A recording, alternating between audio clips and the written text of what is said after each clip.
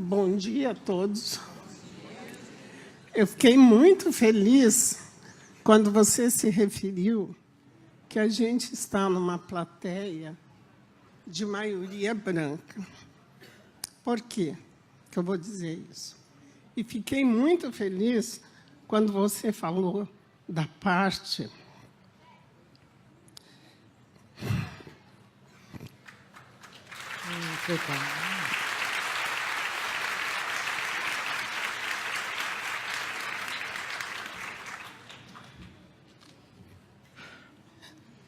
Desculpem. Quando você falou da parte da educação, eu sou de uma região do sul, você já pode imaginar, do sul do Paraná. Quer dizer, eu vim do interior do Paraná, lá do mato, estudar em Curitiba.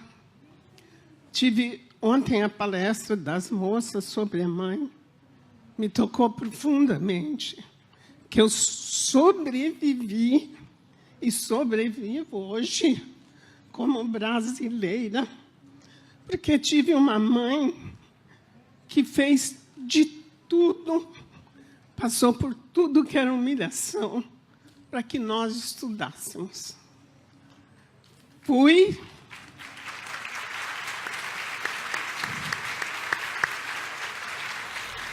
Desculpa que eu estou me estendendo, que é a grande oportunidade da minha vida que os dois e a palestra de ontem me deu para eu poder falar.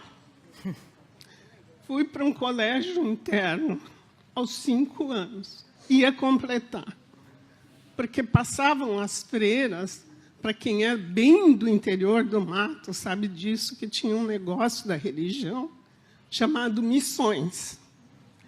Eles passavam pelas cidades, recolhendo crianças, como se fosse assim, em troca de você ir para esta escola, para estudar. Na verdade, a gente foi para trabalhar. Então, eu trabalhei duro desde os 5 anos. Sou neta de escravos. Aparentemente, a gente teve uma libertação que não existe até hoje.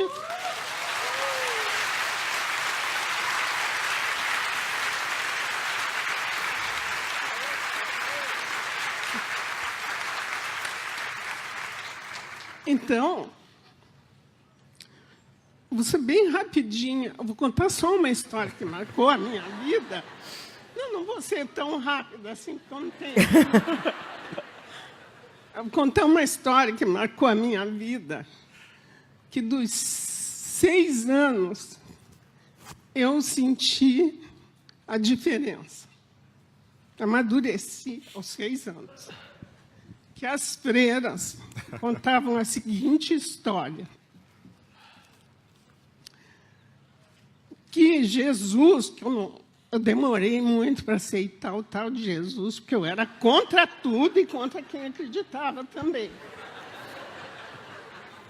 Então, as freiras contavam a seguinte história, que Jesus, Deus, criou um lago, um rio, e mandou todos tomar banho. Assim, e se banhar na água abençoada daquele maldito rio. Tá?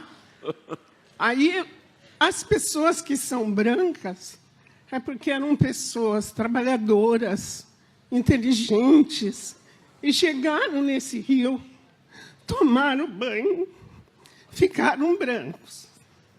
Nós, como negros, somos preguiçosos, e não é verdade, porque esse país vive hoje porque meus antepassados deram condição toda.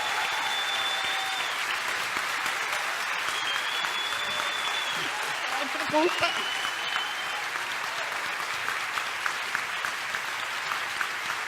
Calma, fica.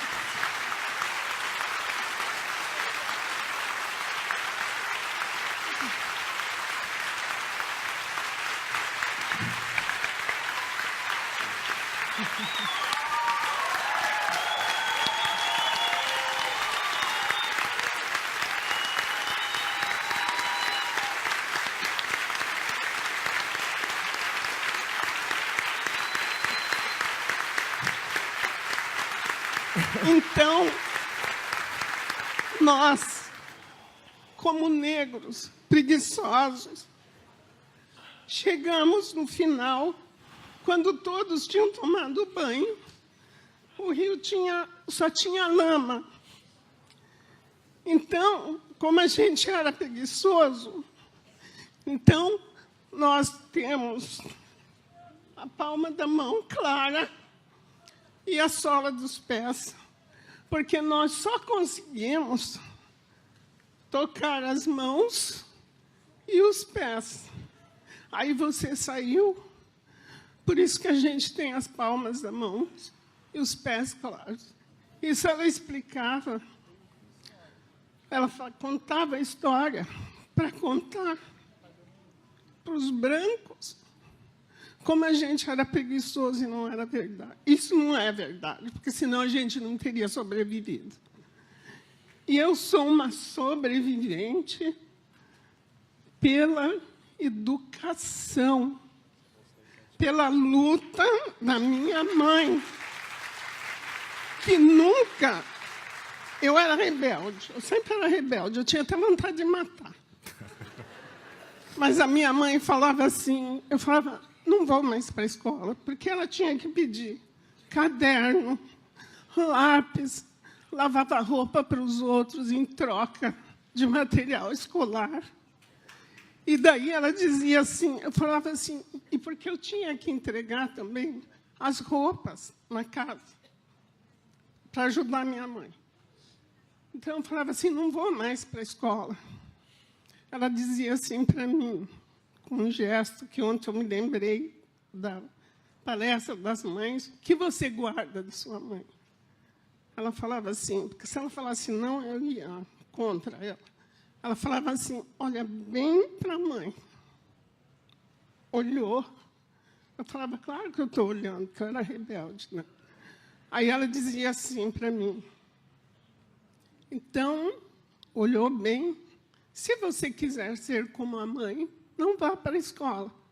Eu virava com a minha rebeldia, que hoje ela está no outro plano, e eu converso muito com ela e agradeço tudo que ela fez por mim. Aí eu falava assim, igual a senhora, nunca que eu vou ser. Ela falava, só tem um jeito, vai estudar.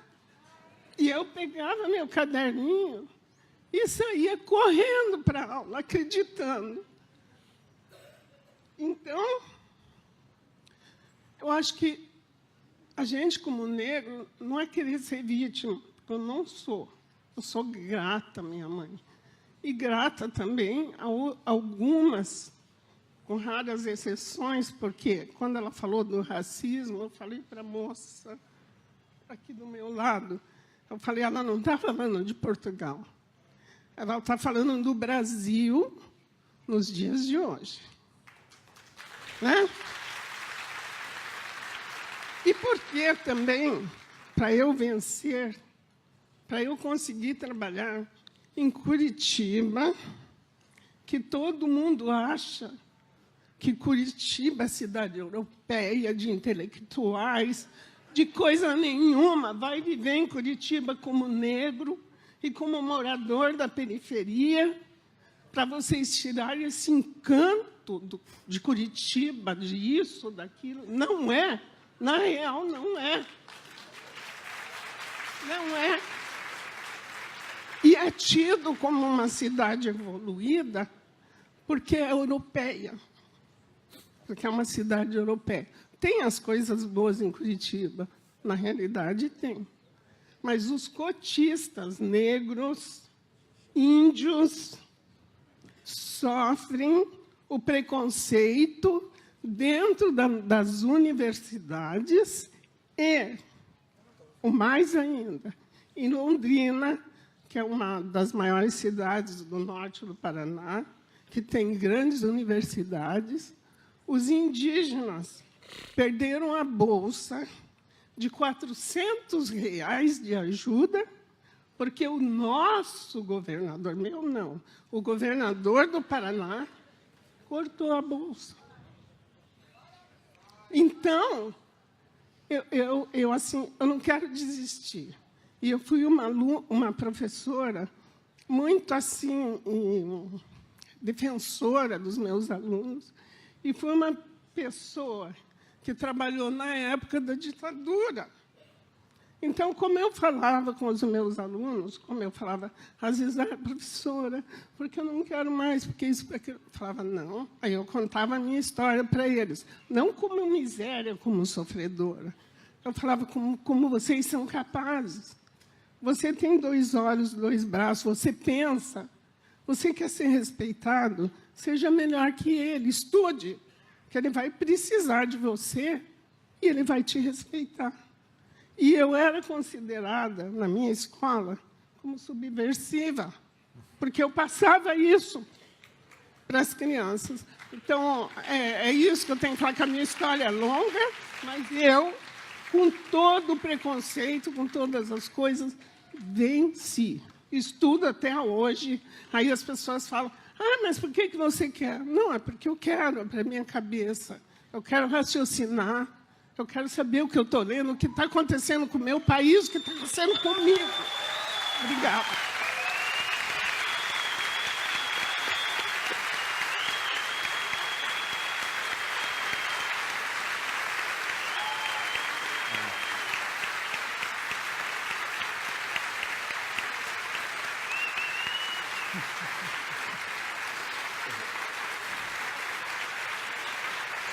Ela está falando. Como é o nome? Professora, qual é o seu nome? Professora? Como é seu nome, professora? Diva Guimarães. A senhora quer matar a gente, dona Diva? Pelo amor de Deus. Meu coração está aqui assim, pequenininho. Obrigado pela coragem de contar a história. Que bom. E a senhora falou uma coisa muito importante que eu quero falar junto com a senhora aqui. A gente precisa fazer um pacto de investir em educação pública de qualidade. Não podem sucatear a educação brasileira. A escola pública tem que ser valorizada. O professor tem que ser valorizado.